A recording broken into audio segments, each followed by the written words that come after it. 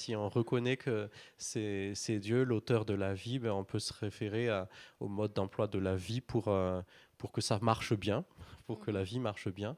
Et c'est justement dans les moments les plus... ben, on va parler de choses concrètes, on va se dévoiler peut-être un petit peu ce soir, mais ben voilà, on a vécu nos moments difficiles. Et en fait, dans les moments difficiles comme ça, où on n'est pas d'accord, on est l'un contre l'autre sur des sujets, des disputes, des conflits. En fait, c'est Des là que incompréhensions. des incompréhensions. Et c'est là que vient cette importance de mettre Jésus-Christ en premier, parce que ça pose en fait une référence, une ligne de direction pour chacun déjà, mais aussi pour le couple.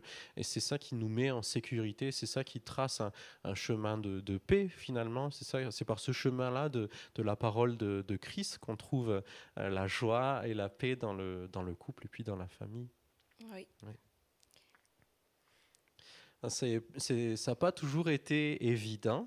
Je dirais que alors peut-être on va enchaîner sur un des points importants qu'on a préparé, Mhm. c'est que justement, euh, dans notre cheminement, euh, on est entré donc dans le mariage, et puis à un moment donné, voulant servir Christ ensemble, on s'est engagé dans une église, tout Mhm. simplement. On s'est engagé dans une église.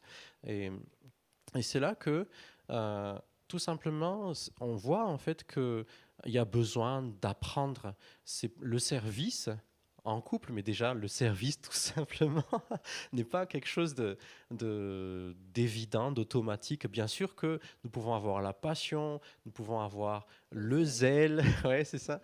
Nous pouvons avoir la bonne volonté et puis être tellement à fond. Et puis quand on va être vraiment dans le feu de l'action, quand on va être en relation avec des gens de toutes sortes de comportements, d'attitudes, de réactions, ben les nôtres aussi de réactions vont être réveillées, vont être excitées. Et c'est là que on voit comment dire ça, des choses à traiter en fait. On remarque qu'on a besoin de se préparer, de se former, d'être transformé d'abord par la parole pour devenir un bon serviteur. Déjà soi-même, mais à plus forte raison, si on est deux, si on est deux dans le même bateau, à plus forte raison, on a besoin d'être touché en profondeur, transformé en profondeur pour que ça puisse bien se passer. Donc, je voulais vous partager peut-être deux choses dans cette étape-là dans nos vies où on s'est engagé donc dans une église locale.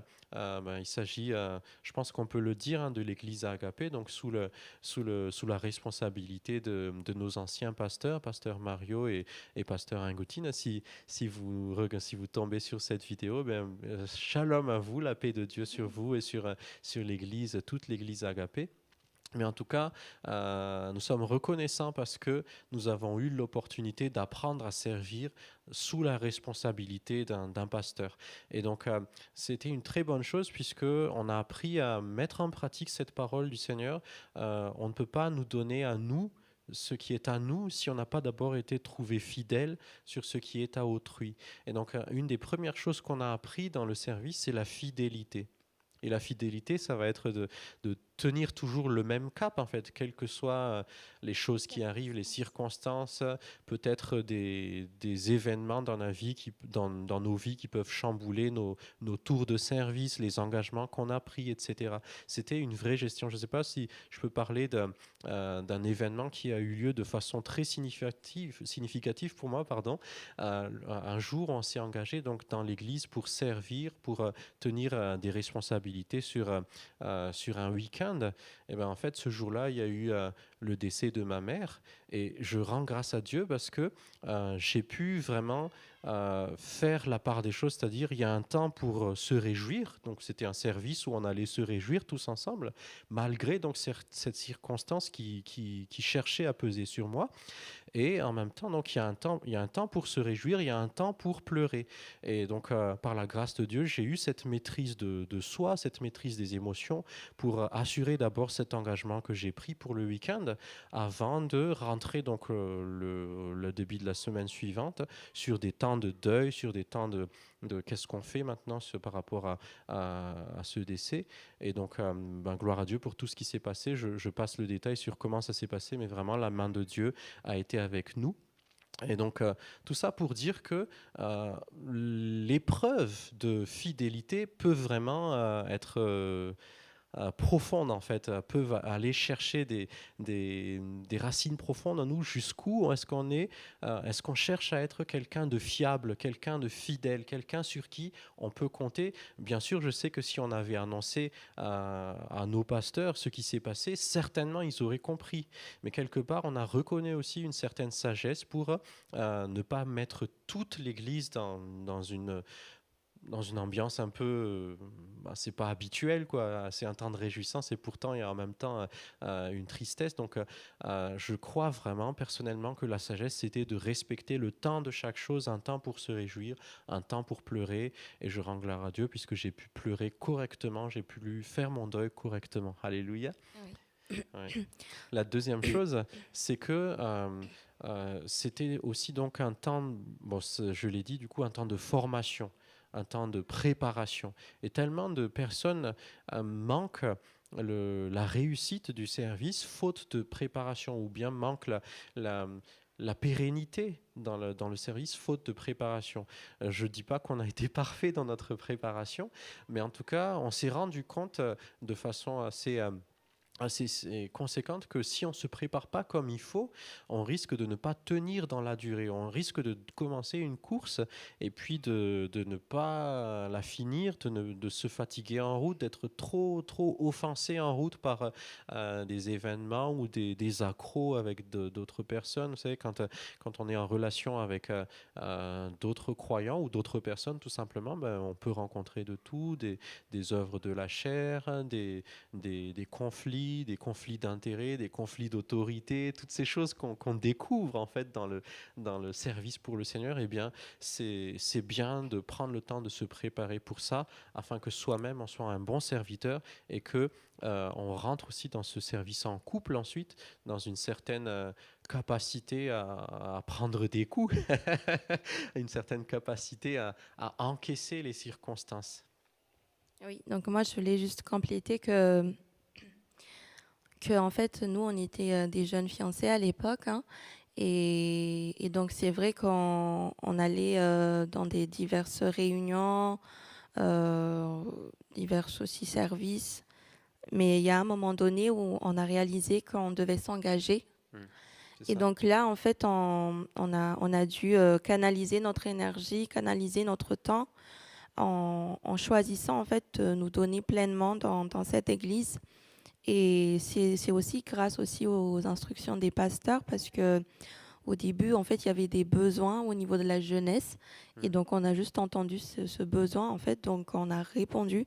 Parce qu'on peut se demander, mais comment est-ce que je peux servir dans ma vie ou dans mon couple? Est-ce que tu es à l'écoute des besoins de l'Église ou là où tu es sur ton chemin? Et donc, on a juste mis, en fait, les choses qu'on connaît sur le Seigneur au service de l'Église, des besoins. Et après, c'était pas à pas qu'il y a eu une évolution Mm. de notre service, dans la louange, pour Dim, dans la prédication, dans l'enseignement. Et donc, tout ça, c'est que en fait, on apprend à être fidèle dans les petites choses, mais en même temps, cette fidélité nécessite qu'on s'engage complètement dans la vision des personnes en fait, sur lesquelles on est. Quelque part, en fait, ils sont aussi responsables de nous. Mm. Donc, on a accepté cela et on a accepté comment dire ça, de rendre compte. C'est ça. Et donc, voilà déjà un point à apprendre si on veut servir en couple parce que c'était aussi une formation qui était tout de suite sur le terrain, on va dire Mm. comme ça. Et la formation passe aussi par la formation de caractère, des principes du royaume se passe aussi sur ce terrain-là. Mm. Et après, ben, voilà, le Seigneur, il sait comment il va faire les choses. Oui. Et donc, je voudrais partager quelque chose que j'ai vécu vraiment très personnellement pendant cette époque. Vous savez, je suis quelqu'un je suis musicien, donc j'étais assez sollicité en fait avant de rentrer dans le mariage. Déjà, j'étais déjà sollicité par plusieurs groupes pour jouer de la musique. Et donc, c'était de façon assez récurrente. Et ensuite, quand je suis entré dans le mariage et dans cet engagement dans cette église, ben, j'ai remarqué que je ne pouvais pas tout faire. Je ne pouvais pas répondre à toutes les sollicitations. Et c'est là que j'ai reçu du Seigneur comme une instruction, comme un conseil, que j'ai besoin de ne pas m'éparpiller. En fait, j'ai besoin de commencer à apprendre à me concentrer sur ce que Dieu m'appelle à faire. Je crois que aujourd'hui j'ai compris une leçon, c'est que même si j'ai les dons et les talents, je dois apprendre à discerner où est-ce que je dois les investir. Ce n'est pas parce que j'ai un don que je vais forcément toujours répondre oui à toutes les sollicitations. Pour moi, c'était un vrai apprentissage puisque je ne savais pas dire non en fait, si je puis le dire comme ça. Je ne savais pas dire non à des personnes et puis quand j'ai commencé à apprendre à dire non, j'avais peut-être peur au début, mais qu'est-ce qu'on va penser? On peut penser que je suis pas, que j'aide pas, que j'ai pas d'amour. Bon, peu importe, mais en tout cas, le Seigneur m'a montré que c'est important de commencer à se concentrer sur l'œuvre à laquelle il m'appelle, donc cet engagement dans cette église. Et la deuxième chose, c'est que dans notre parcours, donc notre premier enfant est arrivé assez vite. 9 mois. Hein. On était à la fois un jeune couple, mais aussi des jeunes parents. Et donc, à plus forte raison, ça arrivait à ce conseil, cette instruction du Seigneur arrivait au bon moment pour que je sois aussi présent pour la famille. En fait, c'est un des accros qu'on a eu en couple quand moi je voulais faire quelque chose et que ça lui parlait pas à son cœur. Ben en fait, on n'était pas d'accord et ça pouvait aller dans des conflits, quoi, dans des disputes, dans des incompréhensions et puis après des frustrations. Et donc j'ai appris, je le reconnais, j'ai appris à être présent pour la famille, pour mon épouse et puis pour cet enfant qui arrivait. Et c'est vrai, il faut reconnaître que ça a mis de l'ordre en fait. Ça a commencé à mettre de l'ordre dans notre vie de famille, puisque j'étais beaucoup plus disponible pour la famille, mais aussi pour le service en fait qu'on attendait de moi dans l'Église. Et ça ne devenait plus servir Christ en couple n'était plus quelque chose de difficile à faire, de fatigant, où je devais passer des nuits à préparer tout plein de choses. Non, ça a commencé à devenir quelque chose d'agréable à faire, de pas forcément fatigant, même s'il y a de l'effort à faire, mais en respectant du repos, en respectant on va dire, en se mettant pas trop de pression, pas trop d'exigences sur soi-même, en respectant la parole qu'on a donnée, et puis on apprend aussi à ne pas donner des paroles trop ambitieuses. Ben, en fait, j'ai remarqué que servir Christ, ça peut être quelque chose de très béni, en fait. C'est pas forcément quelque chose comme on l'a tellement appris dans la religion, servir Christ, c'est dur. Ben, en fait, je crois que non, puisque le Seigneur, il dit que si vous êtes fatigué et si vous croulez sous un fardeau, ben venez à moi, je vais vous instruire et portez mon joug, portez mon fardeau, et mon fardeau est léger. Mon joug est léger, mes exigences sont bonnes et mon fardeau est léger. Et j'ai vraiment remarqué que j'ai appris en fait à servir le Seigneur avec un fardeau léger et pas un fardeau qui serait trop lourd pour moi. Ça, c'est quelque chose qui a fait plaisir à mon épouse, certainement, que j'apprenne à être là. C'est vrai que dans des situations comme ça, ben, on ne peut pas tout expliquer, mais dans l'esprit, on peut le ressentir que c'est pas forcément la volonté de Dieu. C'est pas que Mm, c'est chrétien que le Seigneur t'appelle à le faire. mm, C'était ça, en fait, vraiment la direction de l'esprit à cette époque. C'est pas que quelque chose est chrétien que tu dois y aller là. Il faut être au bon endroit et au bon moment pour pouvoir, en fait, faire et être dans la volonté de Dieu. Donc, c'était comme ça qu'on a appris aussi à comprendre le fonctionnement du couple. oui, C'est pas si évident que ça, il n'y avait pas de manuel. mm, mm, Mais bien qu'on avait quand même tous les deux, euh, comment dire ça, vécu un parcours dans la préparation du mariage, mm. chacun de son côté, c'est une chose en fait.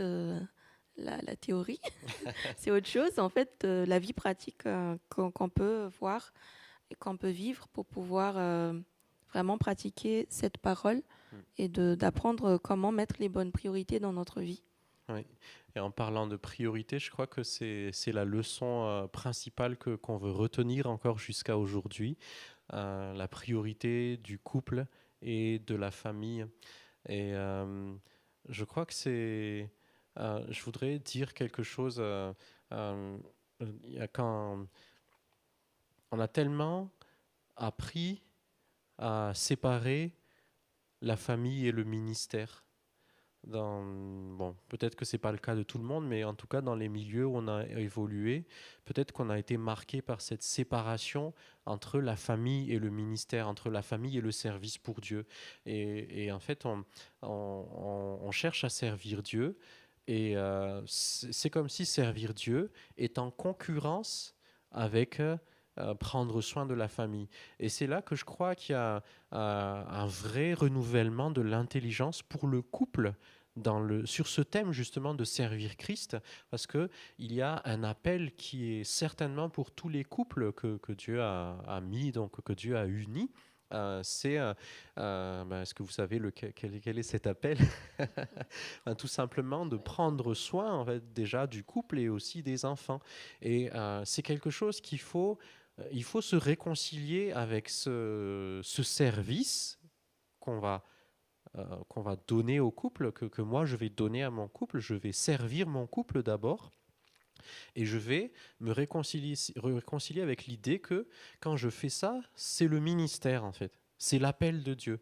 Si tu es un couple marié dans le Seigneur, donc, bah en fait, il ne cherche pas trop loin. C'est quoi ton premier appel? Bah, Dieu a dit, il a créé l'homme et la femme, et puis soyez féconds. Il les a bénis, il leur a dit, soyez féconds. Donc, le premier appel du couple, c'est d'être fécond et de multiplier, c'est-à-dire de prendre soin du jardin que Dieu leur a confié, en fait.